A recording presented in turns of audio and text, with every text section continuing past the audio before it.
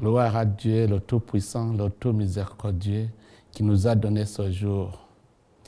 Excellences, Mesdames, Messieurs, tout protocole observé, chers amis, le monde est en train de connaître des mutations multiformes qui poussent notre communauté internationale à prendre des mesures qui s'imposent pour affronter les défis actuels causés par ces bouleversements, le changement climatique, les guerres, le terrorisme et surtout les séquelles de la pandémie de Covid-19 jamais connue dans l'histoire de l'humanité.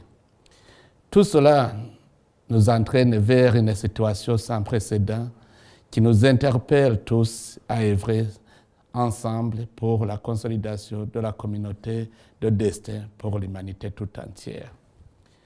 J'aurai hommage mérité à la République populaire de Chine qui a pris le devant pour discuter sur ce qui est essentiel, la sécurité alimentaire.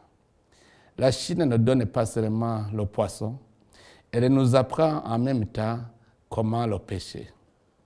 Avec l'appui technique des experts chinois, le Burundi a bénéficié d'un centre de démonstration et d'innovation agricole de Gihanga qui vient pour appuyer l'Institut des sciences agronomiques du Burundi dans le développement agricole, mettant l'accent particulier sur le développement de la culture de riz.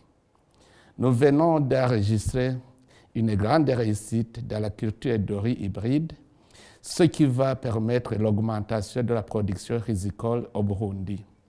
Ce travail abattu répond très bien à notre programme basé sur le principe selon lequel chaque bouche doit avoir à manger et chaque poche doit avoir de l'argent. Nous nous attelons à la mise en œuvre de son principe et ce programme vient au point nommé du moment que notre population jeune, dynamique et laborieuse est fort heureusement encadrée au plus haut niveau pour œuvrer en coopérative et associations agricoles. Dans cette voie, nous ne doutons pas que d'autres partenaires vont nous emboîter le pas pour la réussite de ce pari.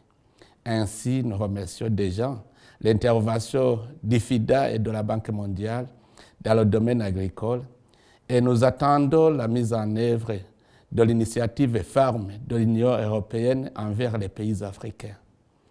Nous avons donc l'espoir que ce forum arrivera à des recommandations utiles qui aboutiront à une véritable coopération sur le riz hybride et la sécurité alimentaire mondiale.